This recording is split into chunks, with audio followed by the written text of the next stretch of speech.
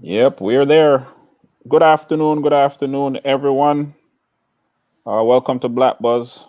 But let's. We're gonna take the time to just do the necessary things here. Just give me a second here. Um,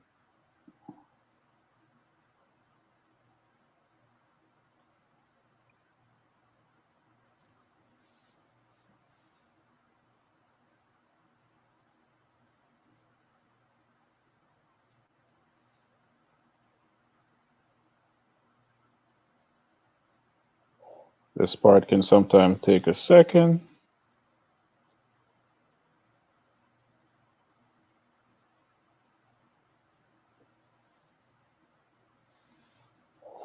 All right, I think we're good now. All right. Good afternoon. Good afternoon. Welcome to Black Buzz. As I was saying, it's another Monday, another afternoon episode, another afternoon session where we talk to individuals who are from the black community, in the black community, doing their thing. And today is no different. Remember, we are here on YouTube, we're on Facebook, and we're on Instagram, and it's Black Buzz TO. Is that correct, Shay? BlackBuzzTO and then BlackBuzz.to Instagram and YouTube. All right, Black Buzz TO, that's for the Facebook page, and BlackBuzz.to Instagram and YouTube. If you are someone that would like to come on here and tell us about what you do and get yourself out there, just hit us up as well on any of those social media platforms, and we will definitely get your information out there. I'm KP, uh, the same as usual, as always. That's Miss Shay, right? Twice blessed. That's who she is. Twice blessed. She does all things music or whatever your musical needs are. She's somebody you definitely want to touch base with, and you can find her on social media as well: YouTube, Instagram, Facebook. And you're twice blessed on there, or just Shay? Twice blessed. Okay, twice blessed. Lamar is gonna be on here in a little bit. He is our tech man, and he allows us to do a whole lot of things on social media that we would either take us a long time to get to, or we wouldn't be able to do it at all. Right? Shout outs to T Kicks, Tia K. She's not here, but she does shoe customization. That's her business. You can find her on social media as well. She's T Kicks on Instagram. She's T Kicks on YouTube, and she's on Facebook as well. Right? Should think so, yeah. Yeah, she's on Facebook. So that's shout outs to Tia K handling her business. And today we have with us a special guest. And I'm pulling up her bio because I want to do it. I want to be a professional, man. I want to be proper. Her name is Daej Hamilton. Am I saying your first name right? Yes, you got it. I'll just put it out there right now. She's from Jamaica. So shout outs to all the Jamaicans out there. All right. Shout outs to all the Yardis, all the mans them. All right. Wherever you are at, shout outs to you, whether you're near or far. I'm coming to you from Florida, even though this is Canadian based. I'm coming to you from the Sunshine State of Florida. So shout outs to all the Floridians and all the mans them in Florida as well. That's with you. Listen, they understand what's going on. No, I do. All right. I got family in Florida. All right. See, look, oh my goodness, look at that. Look at that. What a coincidence, huh? Um, let's see here.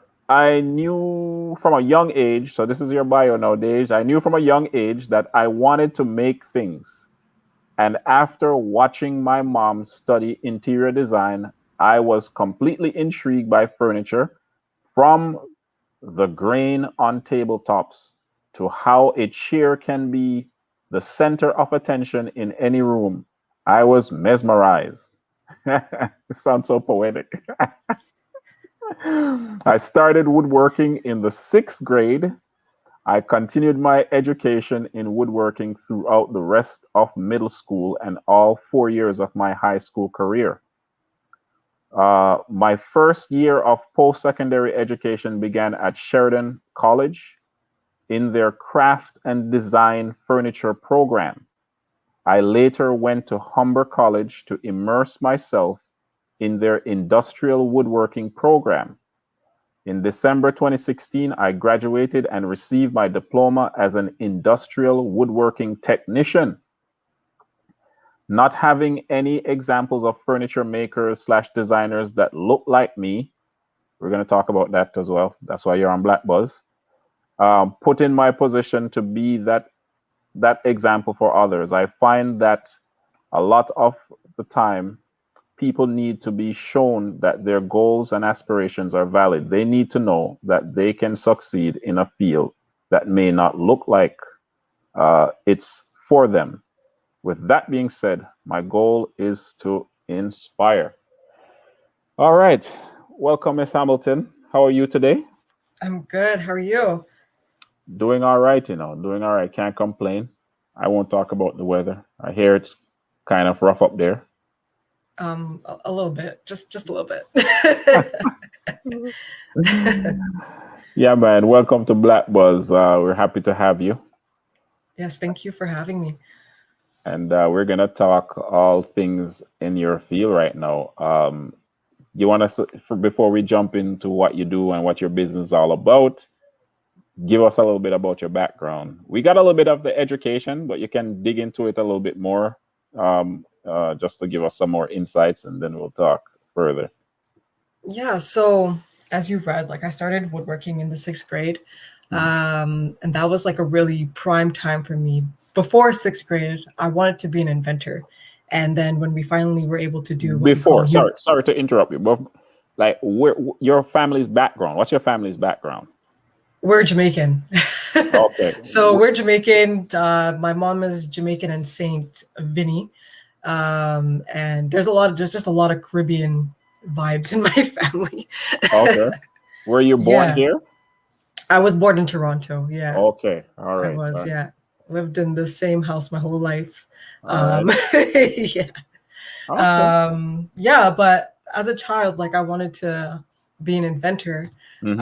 And when we reached the 6th grade, I found out that we could take woodworking, visual arts, and like cooking and economics, so sewing, cooking, all of that stuff.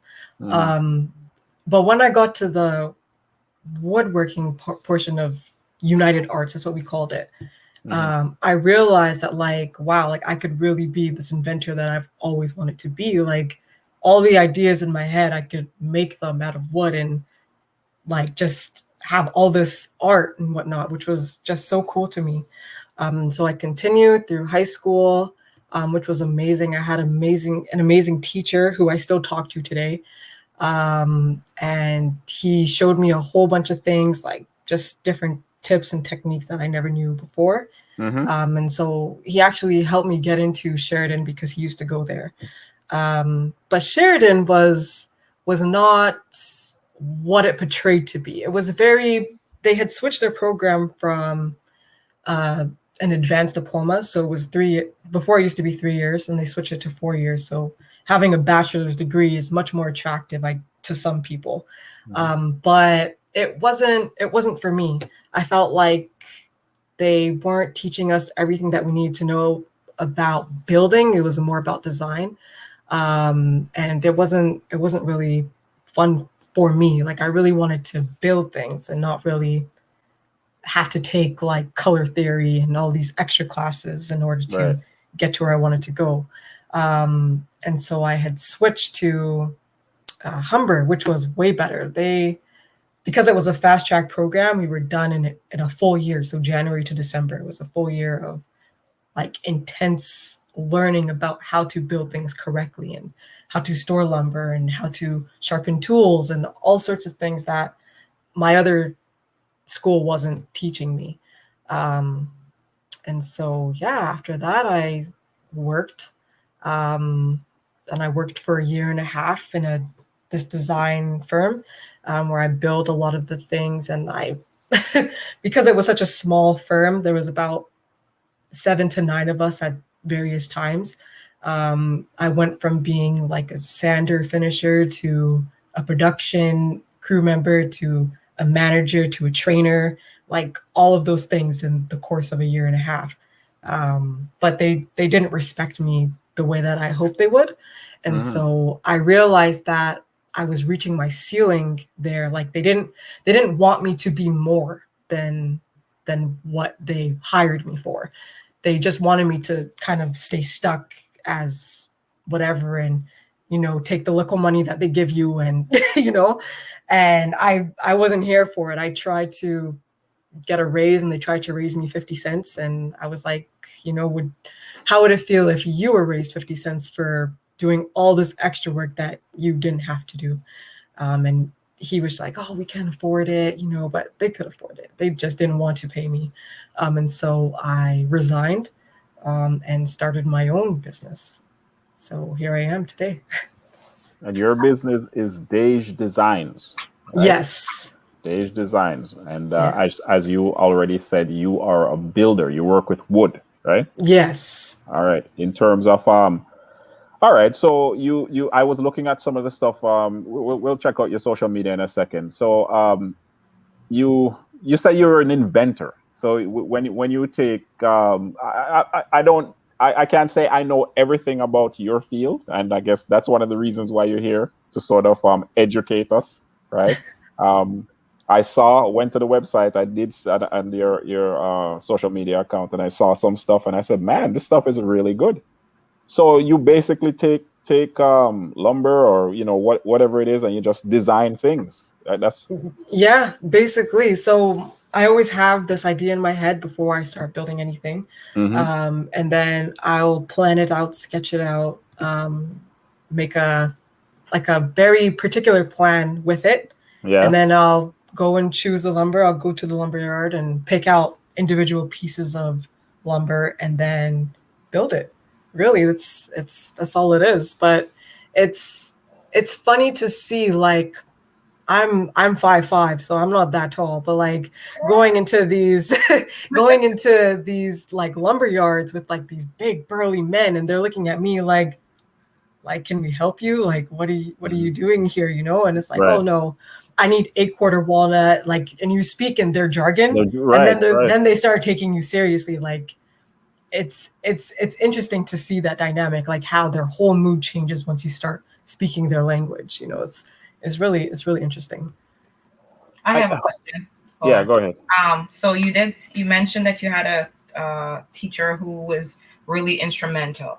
From a Caribbean background, I know they usually push girls into other things because it's just quote unquote not feminine. Did you have anybody like that in your schools trying to push you out of the woodworking, or were they all encouraging from 6th grade all the way up?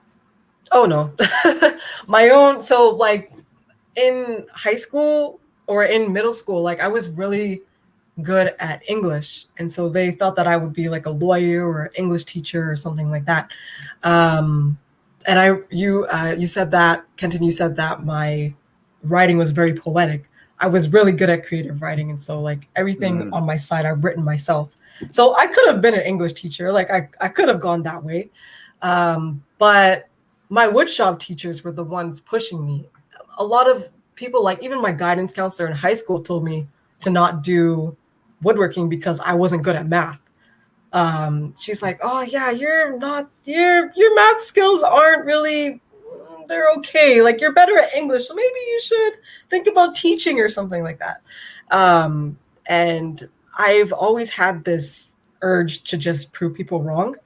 And so because of my rebellious ways, like I was like, no, I'm gonna show you, like, I don't want to be an English teacher. Like I'm gonna go this really,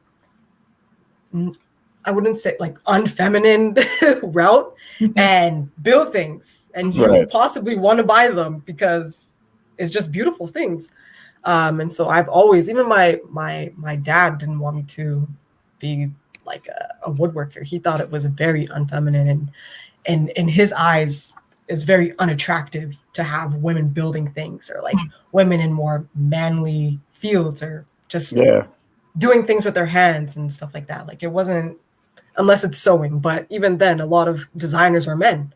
So it's a very interesting dynamic there. But yeah, they weren't always wanting me to do this. Only my woodshop teachers and my mom was really the only ones pushing me to like do this. Anybody in your family does the same thing? Nope. No, no one, not no one is hands-on. Everyone is more like business-wise. They're all business people, or nurses. But no one is. Only my mom. Well, she's very crafty, but no one is building things like I am. Okay. So, yeah. Did you have any competition in classes? Because these, as you said, this is like a male-dominated field. Did you have any issues with like classmates, or like not really say middle school, but like high school or post-secondary? Do you have any kind of backlash? Well, in high school, no. Because the guys weren't interested in it. They didn't care. It was just like they would call like a bird class. They just doing it to get an A, but like, they didn't, because my woodshop teacher was very technical. And so like, if you didn't do the work, then you're not passing. And so, but the guys didn't care about any of that. They rather be in automotive class instead of woodworking class, right? In college, the teachers were very interesting. I remember my very first day at Sheridan, like there was this teacher who I had met on a tour. Like when I was in high school, I took a tour of the school to make sure that it was a good fit. And I met some of the teachers there. My very first day of actually being in like woodworking class, like this teacher she came and she's like, oh, you got in. And the way that she said it was just so like, what do you mean? Like, what do you mean I got in? Like, of course, I worked hard to get into the school. Like, why would you think that I didn't get in? It was very condescending. And I don't think that she realized how she said it. Like, I'm sure she didn't think that she said it in any way to deter me from it, but she set the mood for how the school was going to be. And in my program, there were 2 other Black girls in the entire craft and design field. So in the craft and design field, there was glass blowing, textile, ceramics, industrial design, and woodworking. And the other 2 Black girls were in my woodworking program. One was a year ahead of me, and the other one was in my class. They both end up injuring themselves pretty badly, but they're okay. So not too badly, but they did end up injuring themselves. And that put a lot of pressure on me to not be like them, because there's only 3 of us. Now there's only 1, there's me. And a teacher came up to me and said, 2 down, 1 to go. And I was like, wait, what? Like, I know that he probably thought it was a joke, but that wasn't funny. Like, that was very racist. That's inappropriate. Very inappropriate. And it just made me feel like, man, like the school is just not for me. Like, they're not going to accept me as just someone who's learning woodworking. Is always going to be, I'm Black first. That's just what they're going to see first, and not my skills, but just the color of my skin. And so I had to leave. Like, that was one of my main reasons for leaving as well. Like, it's just a really bad experience there. But yeah, so I guess not necessarily competition, but just dealing with those variables was tough. Yeah. And the school that you went to after was George Brown or Humber?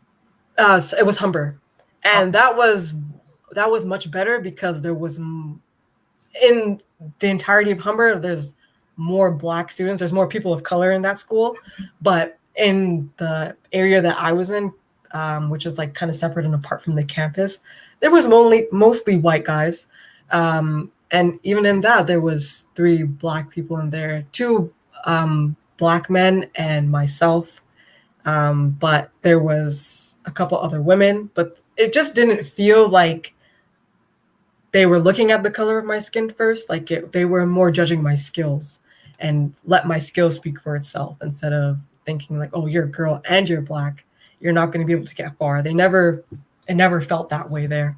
Right. So that was better. That was a much better experience. So we're talking to Miss Daej Hamilton. If you're just joining us, she is. Is it okay if I say you're a carpenter or just a designer? Like, I'm a furniture maker and designer. You're a furniture maker and designer. We are going to show you real soon some of the nice things that she's designed, or she has up on her social media account. Black person, a black female, and she's just giving us the insights in terms of what she's been through to reach where she is right now. You in terms of tell us a little bit more about the let me just share the social media account here. So tell us about some of these things. I mean, these things are beautiful. Yeah. I'm so proud of. I'm just looking. I honestly, it's just nice. I love those bowls. Yeah. Those are bowls, right? They're yeah, bowls. Yeah. Yeah. All those bowls were just so spontaneous. Yeah. I was able to make them at my old workplace. But even there, like it's always an issue when they feel like they're threatened by something, whether that's your talent or the color of your skin. They will always create a situation to make you feel uncomfortable. Right. And so when I was at my old workplace, working like super hard because I just loved to woodwork, I was able to be in a show. I was able to get featured in a show at Band Gallery, which is like one of the only Black galleries in Toronto. I know what that piece is here. Am I correct in assuming what is this the island? That's Africa. Oh, okay. My bad. Yeah. It's Africa. Yes. But yeah, at my old workplace, I was able to do like those bowls. Yeah. And I had them featured in the gallery amongst some other pieces. And someone had come up to me and said, "Oh my God, like I want you to build something for me. Like your work is so amazing." And I was like, "Yeah, like I could do it at work. Like they let me make these bowls and it was fine." And they're kind of encouraging young designers to like make things and whatnot. And when I was about to like order lumber for this build, because I had already gone through the whole process of designing for this lady, did so many sketches for her and we agreed and she was about to pay me. And I was about to order the lumber for her. She wanted 2 side tables and I was about to order the lumber through work. Yeah. I didn't have a credit card, but apparently the way that they had to do the lumber was through credit card. So I asked like my manager, I was like, "Oh, like if you do it through your credit card, like I'll give you the money, whatever." He's like, "Yeah, sure. Like, let me just run it through the boss." And I was like, "Okay, cool." Like we were so sure that I was going to be able to build these things. But as soon as he found out that it was me that was wanting to make things, he was not impressed. He was like, "Oh, I have some red flags. You're going to be using like exotic woods in my shop, da da da." But like the other people who were white, they were able to make things there and no issue. And then when I wanted to make things there, it was all of a sudden, you're a junior, you're not allowed to, this, that, the next. And it was just like, whoa, like, where is this coming from? Why are you treating me so differently now? Like, put the pieces back up, Shay, because I want to ask Daej about so her company is called Daej Design. If you're joining us on social media right now, and this is Daej Hamilton. I just want to like go back. I guess this is Instagram. Go back to go back to So in terms of this table here, like you designed this for somebody. This is somebody bought this, right? You didn't just... it's I designed it for myself. Okay. It's in my house actually. Is it you can fold this away or is it just it stays that way? Yeah, no, it stays like this. It's a full piece, full desk. And I designed that when I was at Humber. So I designed it in 2016. And that was like the first, not the first, but like, I think it was a piece that I was most proud of because like I learned so much from this piece, like just being able, everything here, like everything from the legs, like they're actually splayed out, like just a little bit, just to give it a extra touch. And like the slide out shelf was something that I thought like, hey, like maybe I want to do work in my bed, like maybe I should create a surface for that can be integrated into the desk, and just be like a piece of art, because it really is. And I'm just like really super proud of this piece. And in terms of what are some individuals like me who would just buy the quality, the kind of wood that you use here, do you use because sometimes when we buy things, we just sometimes look at it and we don't know how to judge quality. But I'm looking at this there, it doesn't look like this is the cheap stuff that just breaks apart easily if you move it or if you rough it up a little bit. No, no. So this piece was made out of cherry, maple, and sapele. Sapele is an African hardwood, and cherry and maple being Canadian domestic pieces. Okay. But when you're a student in school, you don't have that much money, and so the main reason why I did a bricklay was because I had to scramble all the money that I had to like build this piece. Right. I couldn't build it out of solid sapele because that would be too expensive. But if I had to be the inventor and kind of innovate a way to like use all these different types of hardwoods.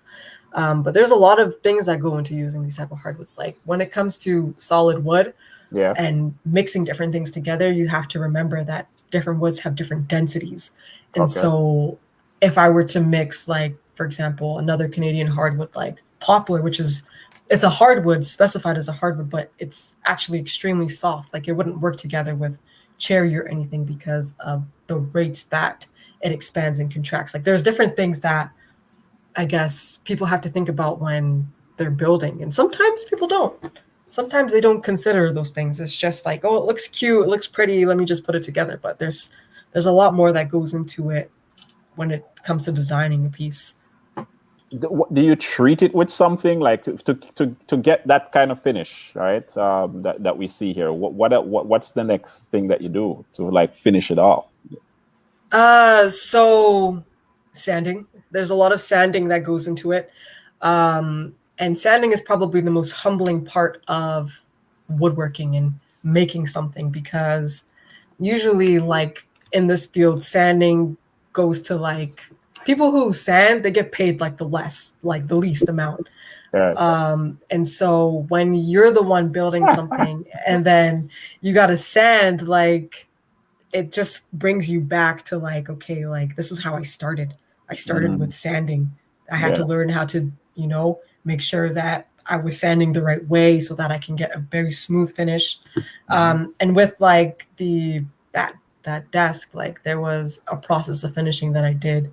I actually use like a natural stain, and the stain, I don't normally use stain, but the natural stain doesn't discolor the wood, but instead it brings out the warmth in the wood.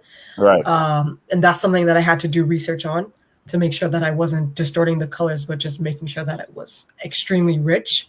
And then spraying it with a lacquer. That was like the first time I ever sprayed lacquer on something. I usually just use oil. I still use oil.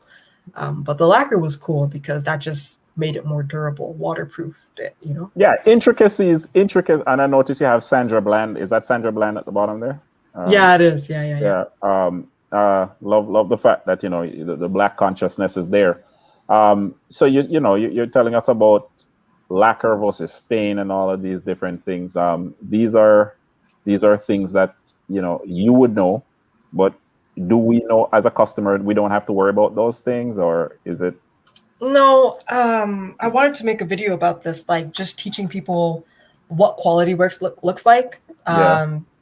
Because recently I was looking at a dining table set that my grandma had bought, and she probably bought it like 30 years ago.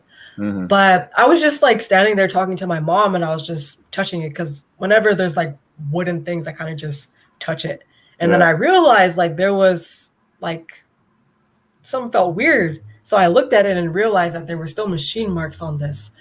And that just is not quality work. When you are crafting something and you want to sell it for extremely high prices, there shouldn't be any machine marks on it. You can't have any scratches. What does that mean when you say machine work? So like machine marks are, for example, like there's different scratches on it from like the table saw blade, or like different sanding marks on it that shouldn't be there. But instead of fixing it and making it quality work, they just leave it, sand it, or not sand it, but like just stain it, try to make it invisible instead of fixing the problem. And like I think that piece cost her maybe $3,000 or $4,000 back in like the 80s. Now that would be around like $7,000 for that, like in like nowadays. But like it was just interesting to see, like, oh wow, like they didn't care enough to fix this.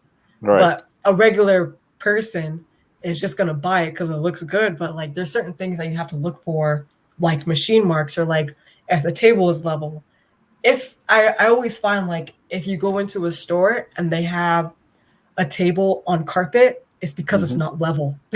They don't want to show you that it's not level, because if they put a carpet underneath, then it's going to balance it out by itself. But if you don't have carpet and you bring that home and you paid like $5,000 for it and it's not level, that's kind of like no one's really going to check for that. But there's I wanted to do a video on that, but yeah, I know a lot of regular customers aren't really looking for that. They always kind of just see the gloss finish and say, wow, that's amazing. But it's not always quality work. So how long, can't remember if I had said it in the bio, how long have you been doing this as a business? It will be 2 years in April. 2 years in, okay. All right. Yeah. And what's business been like? It's interesting because I'm doing this all by myself. Because I'm very particular with how I like things. Yeah. So I was gifted a website early on, like in the very beginning of my business. But I didn't like it. And so I ended up changing it myself into what you guys are seeing now. But it was very interesting because a lot of just family were, Jamaican family, they really want to discount all the time, and they're not really trying to pay like, just lessen the price a little bit, you're saying it's 200, bro, like just make it 100, like no, like they don't understand like how much goes into me making something. And so it was rough a little bit, but now I see that people are appreciating the work. And if they really want to buy something, they will, and they won't ask like me to lower the price, or they won't do that. They won't try to diminish the work. I do find that like my main clientele is women, and I feel like that's like a lot to do with women supporting women. I find that sometimes men are the ones who they ask me a lot of questions, but I realize like they're asking me because they want to build it themselves. And so they're trying to find out as much information so that they can do it themselves rather than like buying it. Right. So yeah, but it's cool. It's interesting. It's cool. Do you think, do you think like, right now, you being in this field, you tend to see the mistakes of the store-bought things? It's like you walk in somebody's house and it's like, yeah. Do you have those moments? I try to keep a poker face because I know they paid money for this. Like I know like you paid like a lot of money for this and it looks like that. I'm not trying to like okay. I tried to like just not like I used to do that all the time. Like I'm like, your table's crooked, but like I have to stop doing that. Are you? Would you be able to do something that some of the things that you've seen? Well, one, I think you'd be able to do it better, but for less price. Are they overpaying for some of these things, or is it, or for the same amount of money you could do? What are some of the thoughts? It's tricky because, like, I know, like, so when people buy from me, I know that they can just get this from IKEA, but there's a certain, I feel like like they're wanting to buy history because there's not a lot of Black women who are doing what I do. Right. And so when they buy something, they're like, oh my gosh, like this is going to be like worth $1 million sometime because there aren't many people who do this. And it's a Black woman who made this with her own hands. Like she went to the lumber store, got the lumber, made it for me. So like, it's not just me buying history, but it's also them being a part of that history, because if they didn't buy it, then there wouldn't be any history. Right. But to make something that they found in IKEA for the same price as IKEA, that's like impossible. that wouldn't happen. I can do it, but I can do it better, but it won't cost less. Like it definitely wouldn't cost less. Okay. In terms, well, I was just saying, if you saw, well, you pay all of that. I mean, I could have done it for, that type of thing. No, it would probably, I think I would be able to do a better job, but it would probably be the same price. Okay. All right. That's fine. That's fine. What about those bowls? How much would those bowls cost? Those bowls range from like $60 to $150, $60. A set or each? Each. Okay. All those are each. The recent bowls that I've done are all hand carved. And so, it's a lot of work that goes into them. But you're not going to find one that looks like that because it's hand carved. I like the bowls and I love the cutting board. Yeah. I love the cut. I mean, I can't tell how big that cutting board is, but I mean, how big was that one that we saw there? That one was 18 inches by 14 inches. So it was a pretty big board. That's a big, okay. Yeah, it's good for barbecuing and all that good stuff. But yeah. And you've made bigger than that, or that's as big as you've? That's as big as I've made them. But if people wanted like a 20-inch by 20-inch cutting board, like it's doable. Definitely doable. Okay. Would you say the reason your prices are different is because you're actually using lumber versus the processed material? Because I have a desk and I know for a fact if I kick it twice, it's done for the count. But if something's made out of pure wood, it's going to last me a while. So would you say the reason why your stuff costs, one is because you are doing it by yourself, and two is because of the material is better? Definitely, but also because it's not mass produced. There's so many different variables that happen with mass produced. Like your quality control is not always what we hope it is. You can buy a solid wood chair that could be mass produced and it could be okay. But if you buy it from someone who they are showing you the process of them making it, you'll know it'll last you forever. But yeah. Makes sense. So, oh man, I'm just honestly blown away by the stuff that I'm seeing, because I'm no wood expert, but I mean, just from looking alone, I'm saying, wow, that stuff is incredible. Thank you.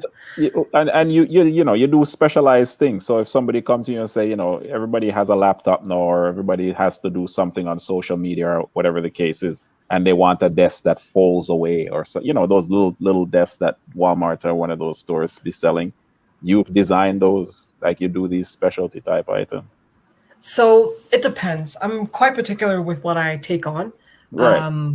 Because I am trying to kind of not totally get out of custom work, but I am wanting to do my own furniture line so that people can buy that instead of just having just to build my portfolio instead of having like a whole bunch of random pieces. Okay. I rather have like something, just a line, so I can show different people or show interior designers and all that stuff. But yeah, so it depends. When you say line, like what would you like? What does that mean to design your own line? Like what would you put in that line? So furniture wise, I would have different seating. So like I would have a bench, a stool, a chair. Okay. Then there would be like different surfaces, dining table, side table, coffee table. And then there would be like the kitchenware stuff. So it'd be bowls and plates. And then like spatulas and things like that, bread knives and stuff. And just having everything kind of just. You said bread knife? What do you mean? You can have, I could make you a bread knife out of wood. If you want to cut bread, your hard-o bread, butter your hard-o bread. But yeah, just having different, just things that all look like it was designed at the same time. Right. But I would call it like a small batch furniture. So there would only be maybe 10 or 15 of these things. So it's like a limited edition. And then the next 3 years, it's a whole different line of things. But yeah. We have someone asking, where does one go to order items? She's feeling the cutting board. So you can go on my website and contact me that way through the contact button. Yeah, I don't have anything where you can buy direct because I am just one person, so it could be overwhelming if everyone's like trying to buy a cutting board. But yeah, just contact me through the contact button on my website.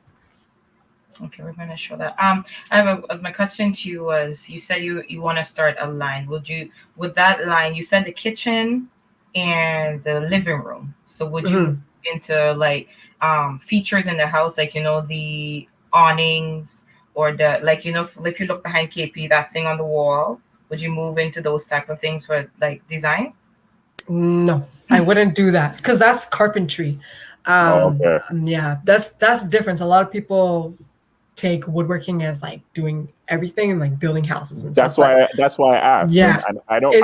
I'm clueless, so I don't mind putting it out there. But that's why I was wanting you to clarify. Yeah, so that's like millwork and stuff, and I don't deal with that stuff because walls are not 90 degrees, and I'm a perfectionist, and that would really bother me. So I try to stay away from that stuff. But yeah. So if somebody wanted you to put, they already have the door, they have the wood, and you don't wanted to add the design. You see, like how you did the fixture behind you. So if they wanted to add that to their door, would you be open to that? Oh, maybe I would take that on. For the right price. For the right price.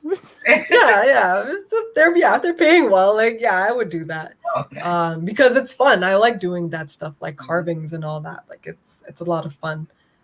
For me, that's something I actually learned in 2019 how to do that, and it kind of just took off. Everyone wants a power carving piece, so yeah, it's cool. Yeah, well, during the whole 2020 civil unrest, I would call it, did you have a lot more people reaching out to you for carvings? Because I know a lot of people, especially in their homes, they want to have that power couple, that black love, that Africa, that we strong to the cause type of fixtures. I know what I'm saying, but you know what I'm saying, right? So all of us went on that whole movement. Did you have like a lot of people reaching out to you to get those things? No, actually, I had a lot of people reaching out to me because Black people they were trending, and so everyone wanted to get in touch with me, which was very interesting, but not for. They feel like the price was too high, and so they couldn't buy it. And I guess that kind of that's kind of their loss, but it's okay. I think that, it wasn't a lot of people reaching out to me for those types of things, but I found that a lot of people were reaching out to me for furniture things because they were home more. And so they said, oh man, like I need a new coffee table. Like, God, this one's ugly. Like now that they're home all the time and noticing that. So it was interesting to see that, but not really many people reaching out for African pieces or power fist pieces or things having to do with Black Lives Matter. That wasn't happening. Okay. How long does it take you to design a piece if you're doing bowls or doing a table or I mean? So the bowls are. Go ahead. The bowls are spontaneous. I just see it in my head, and then I just make sure that my brain and arm are connecting, and I just go with it. Right. Also with like the power carvings and stuff like that, like that's all just kind of spontaneous work. Like I kind of just draw on the wood and then just carve it. But so spontaneous would take you long. How long? A week, 2 weeks, 3 weeks? Maybe like 6 to 8 hours over the course of a week or so. Right. Because we all need breaks. My arms get tired. But but like a furniture piece, that may take me a week or 2 weeks to design. Okay. And then during that whole design process, like I'm constantly tweaking things and changing things, flipping it around, looking at it. I always say we do the artist thing and like look at it like all angles, but and then to build It depends. It really does depend. Like, because some, like, I almost built a whole table in a day, just cutting out parts because I was just like, just doing things, just going for it. But then sometimes like that desk took me like 60 hours to build, because I was very particular with how I wanted each piece to be. Right. So yeah, it really does depend. So Do we're you talking with Daej. Sorry, there's Shay. Miss Daej Hamilton. She is a builder, right, and a wood designer. That's what I said. Yeah, sure. Yeah, furniture maker, designer. Furniture maker and a designer. Furniture, right? Furniture maker and designer. Daej Designs. That's her handle in terms of social media, website, right? You can go there, and we were just showing some of the pieces. I guess we'll pop it back up again. This is Instagram here, but the website gives us, some. These are some of the things, man. These are some of the things. I like it. I like what I'm seeing. Yeah, I love that piece. I actually ended up gifting that to my pastor, and in those books that are actually books all by Black authors. Okay. Yeah. All right. Well, I mean, what are some of the, the ins and outs? I mean, of course, I definitely want people to come and, hook up with you and get things from you. But, what are some of the things that we need to know as customers, or the things that you would want to get out there as far as what you do and how you go about doing what you do? Like in terms of buying things from Whether it's stores, or buying like, whether it's buying from stores or versus you, or things we need to keep in mind, as whatever the case is. You're in here, you talk about lumber yard, and you gave us some insights in terms of the kind of wood that you use, and you always use these quality. You don't go to a certain level in terms of the wood, right? You always keep it top notch, right? yeah, I do. Yeah, like some things will have, for example, plywood, but like plywood will be like a more high quality thing, like birch plywood, which is like one of the strongest, Right. most high quality plywoods you can buy. So everything that I make is always quality. Mm-hmm. Always. I don't skim from quality, because like as I was saying before, like people buy this mainly because it's history for them.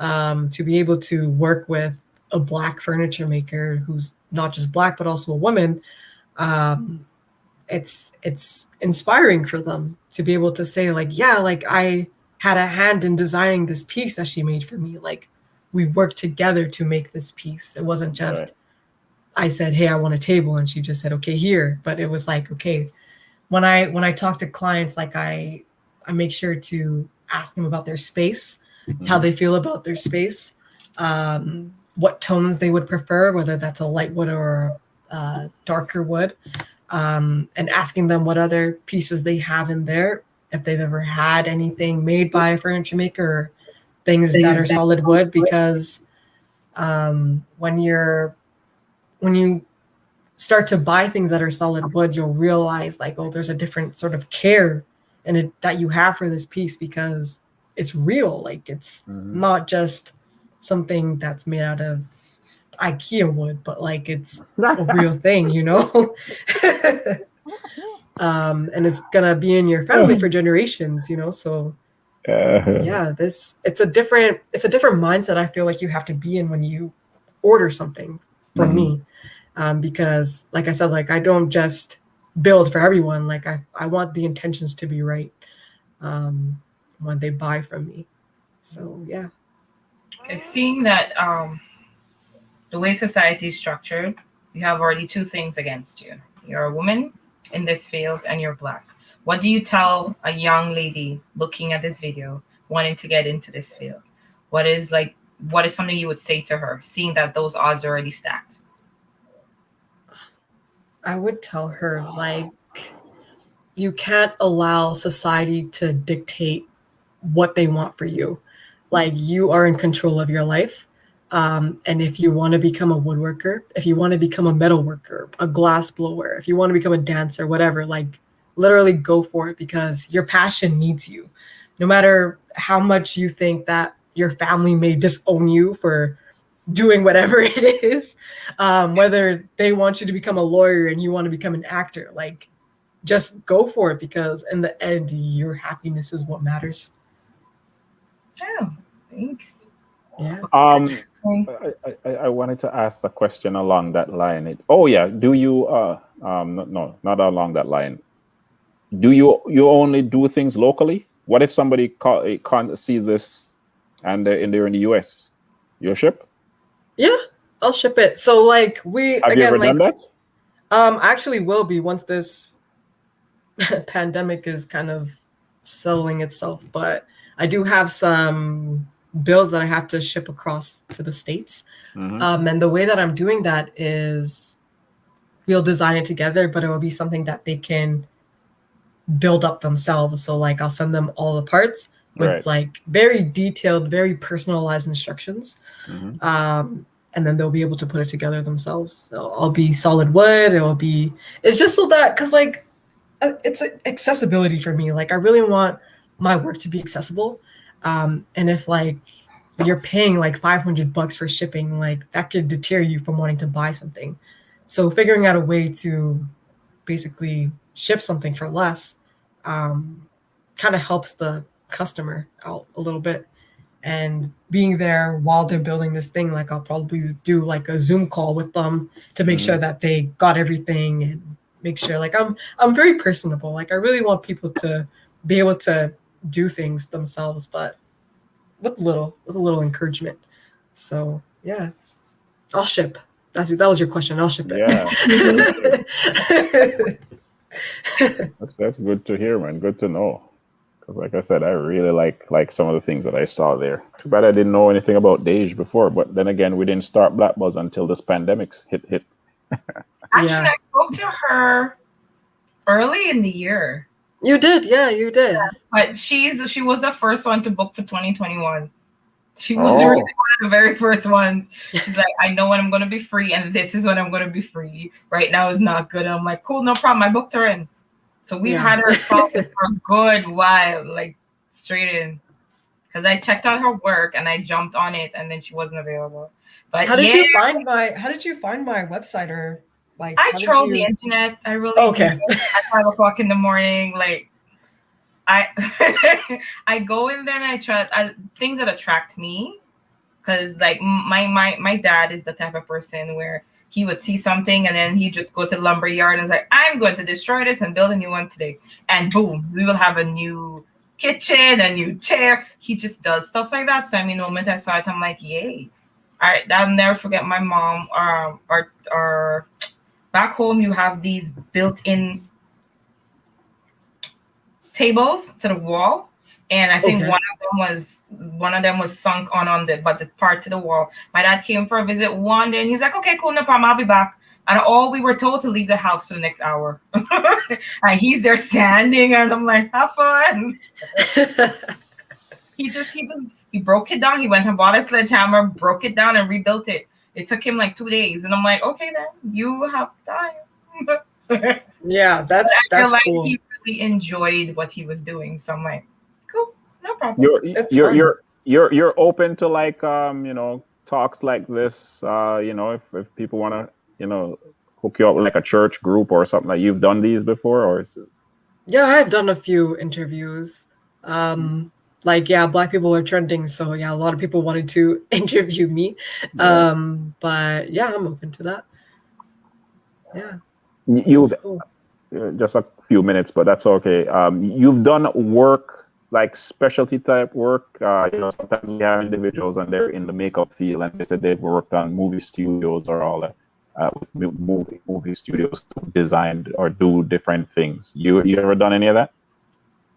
Like worked on sets and stuff like that, or? Yeah, sets. Yeah. I mean, like I've been an extra in a show, actually, in 2019, but like not building wise. Okay, not to utilize your skills. Okay.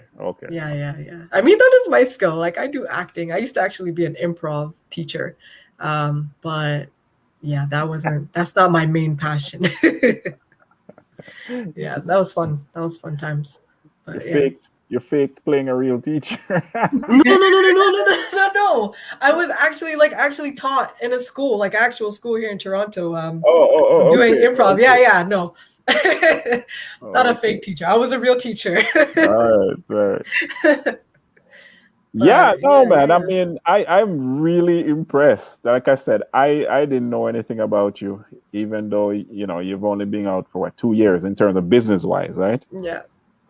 Um, but I'm glad to see your stuff, man. And I mean, I've already follow. I'm following you now on Instagram. That's Okay, thank you. that's right. I'm the Cool. 1918th Oh gosh, we're follower. almost there. Yeah. So you got me going there, man. But love the things. Love what you're doing. More power to you. Thank you. Um, I know we'll do our best to make sure that people know who Dej is and what you're doing out there. I don't know. Is there anything else that we want to drop on Miss Hamilton, Shay? Or No, I'm happy. I'm Yeah. very happy to so this was worth the wait, huh? Yeah. definitely my hero of 2021. Definitely Yeah, my hero.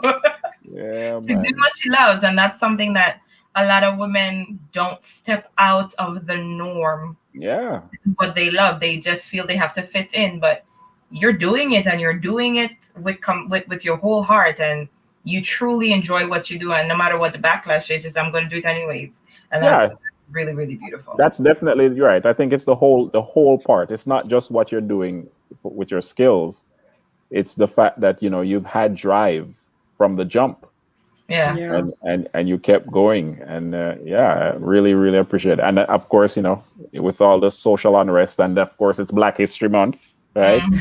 Yeah. So that's the kind of messaging we want to hear, man.